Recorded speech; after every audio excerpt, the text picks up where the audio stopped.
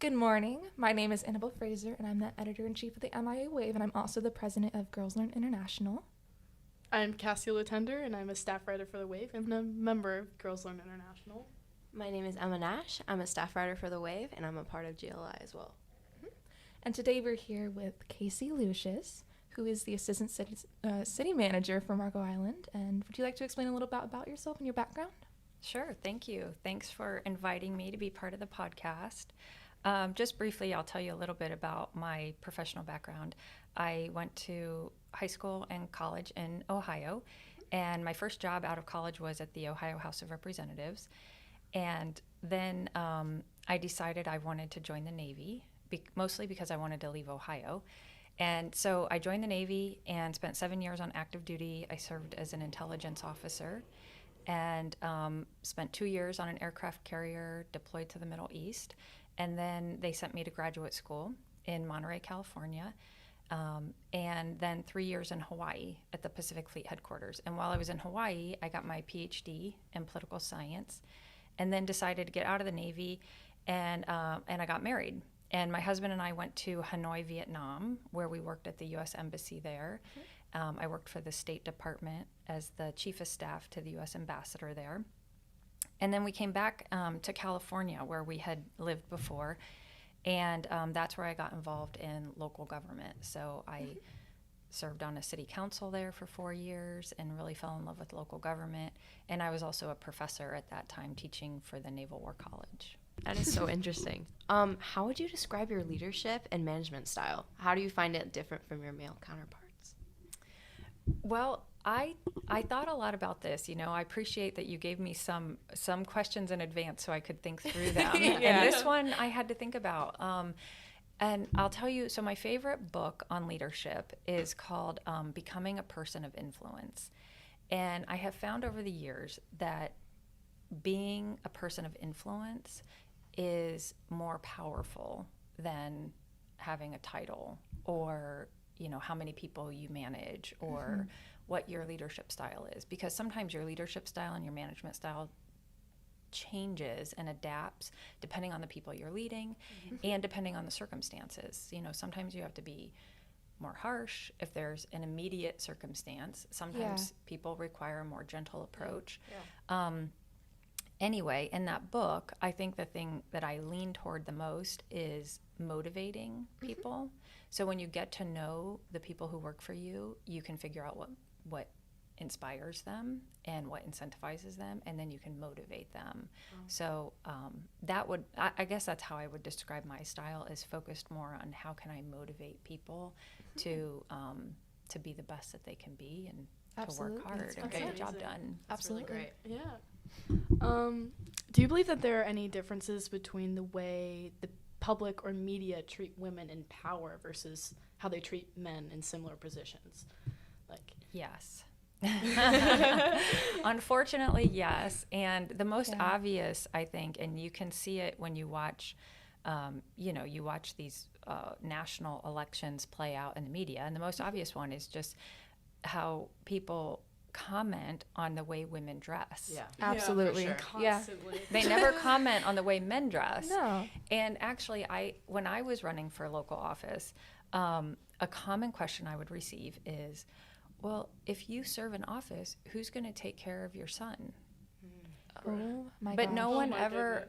ever asked my male counterparts that question. Yeah. Like, who's going to take care of their children? Yeah. And I have a spouse, I have a partner, you know, Yeah. my husband, his father will also take care of him. So I do think in some ways we are still operating, you know, decades behind the power curve in that regard. Yeah. And that's unfortunately, like, a lot of people come towards women in positions and they use their motherhood against them. Like, I know when we spoke with Jane Watt, she had a similar story where people often questioned whether or not she was a good mother because she was putting her attention, dividing it towards starting a school, and not necessarily, even though she had a husband and a very supportive husband, not necessarily spending time with her kids, you know. And it's interesting that that's what a lot of people choose to draw their attention to and not necessarily other issues.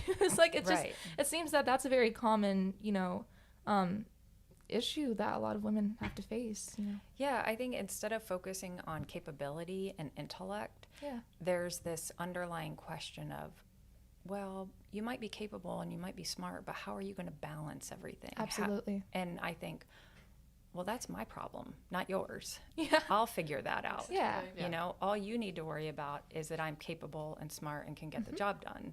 I'll figure out how to balance everything. Absolutely. That's good. How do you feel that as a nation and society we could better include women in political discussions?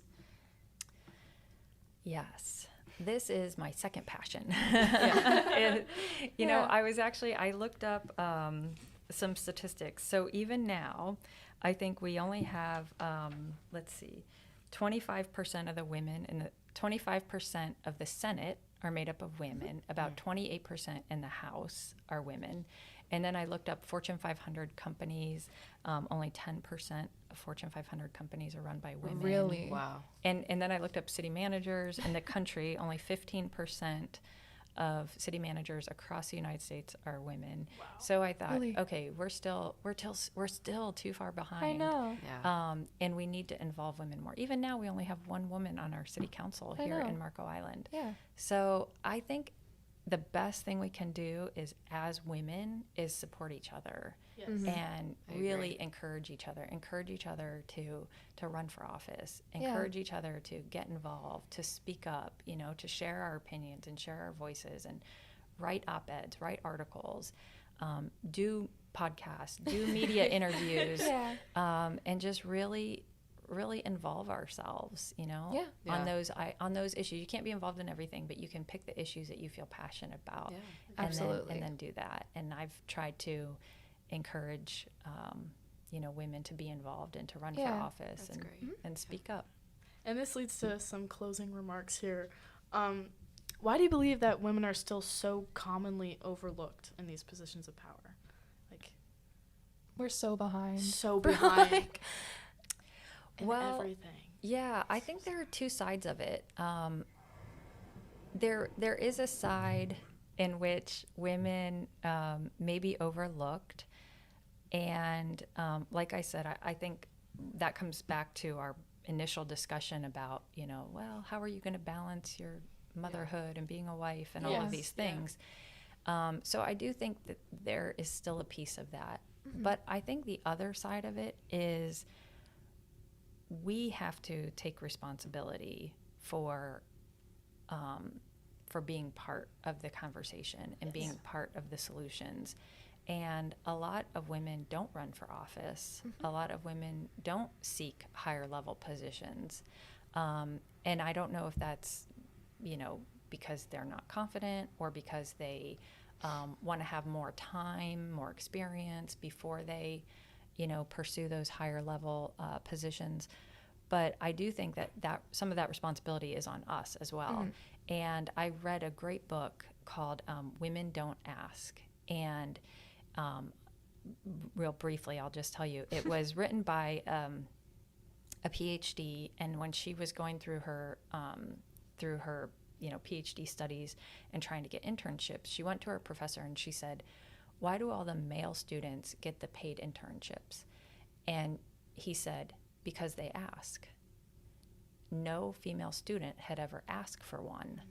Really? And so she ended up doing all this research and writing a book called Women Don't Ask. And the book was infuriating. I mean, as I was reading it, I was getting so upset.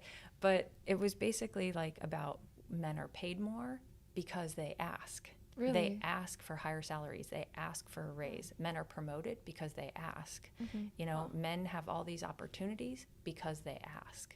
Yeah. And women wait. These were her conclusions. You can debate it, but her Yeah. conclusion was women wait to be asked. Absolutely. And so I think we have to ask. We have to put ourselves out there, and we have to ask. Yeah. And we have to say, here's what I want. Here's what I expect. You might or might not get it, but then you just keep pushing on until you do get what you want. Yeah. All right. Well, perfect. That's all we have prepared. Is there anything else you want to add? I just want to thank you all so much. You Thank truly you. Thank you. inspire me. Thank you so You much. really do. Even just last night, I was just scrolling through Facebook, and a friend of mine posted something about I won't get it exactly right, but it was something about, you know, even if someone finds you argumentative, continue to share your opinion, continue to be assertive, and continue to ask the hard questions, even if it makes others uncomfortable. And I needed to hear that right as I read it. You know, sometimes you get a message right as you need it, and I needed to read that right at that moment. And I thought, thank you. And I actually texted her and said, thanks for posting that. I really needed it.